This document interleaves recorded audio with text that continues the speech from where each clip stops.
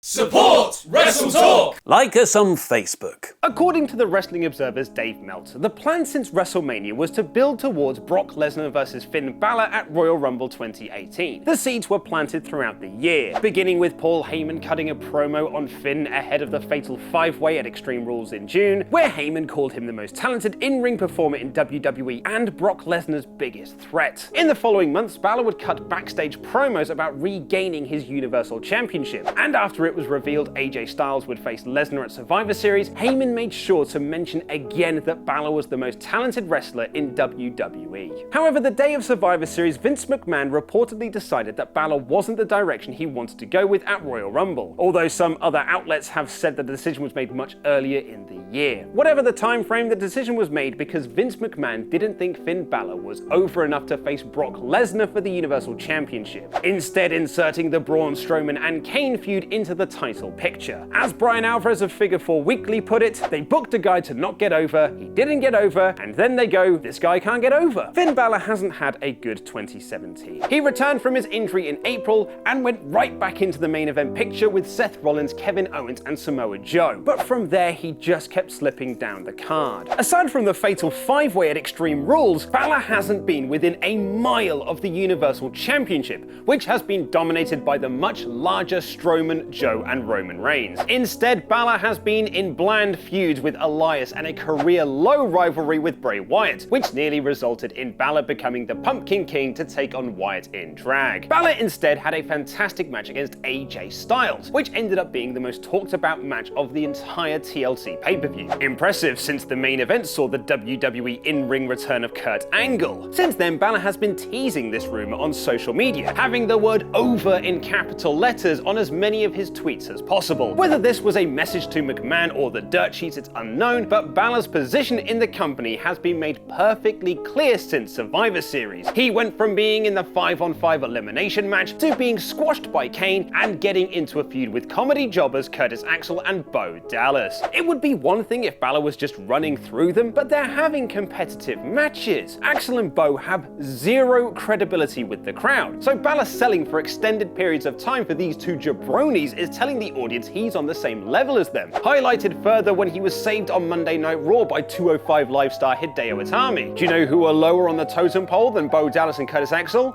The Cruiserweights. But here's the thing.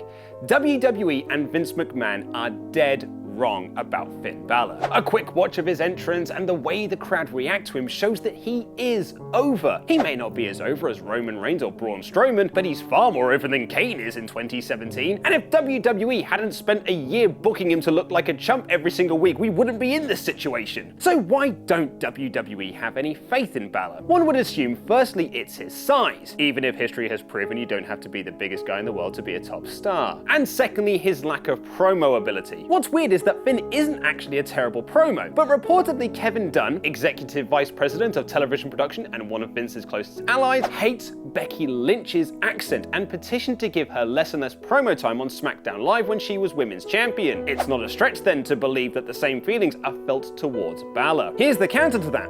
If you don't like his accent and you think he can't cut a promo, give him a mouthpiece. They're not that hard to find. Brock Lesnar can't cut a promo, but he doesn't need to because he has Paul Heyman by his side to do it for him. You think he's small? Give him a group around him then. Why not put Gallows and Anderson with him to create the Balor Club? Both Gallows and Anderson are great promos, which means they can do all the talking while Finn speaks with his actions. As Paul Heyman used to say about ECW, hide the negatives and accentuate the positives. They had bad lighting in a dingy arena, let's distract them with amazing wrestling. Finn Balor can't cut a promo? Have someone do it for him and focus on his incredible in-ring work. Balor has all the potential to be a top star in WWE, just as he proved while over in New Japan. Whether the answer is turning him heel or sticking him in a group, it's foolish to waste so much potential on lower mid-card feuds with guys he's so much better than. I get that Vince McMahon wants Lesnar to beat monsters before facing Roman Reigns at WrestleMania, but Balor is more than just a monster. He's a demon, and to paraphrase Paul Heyman,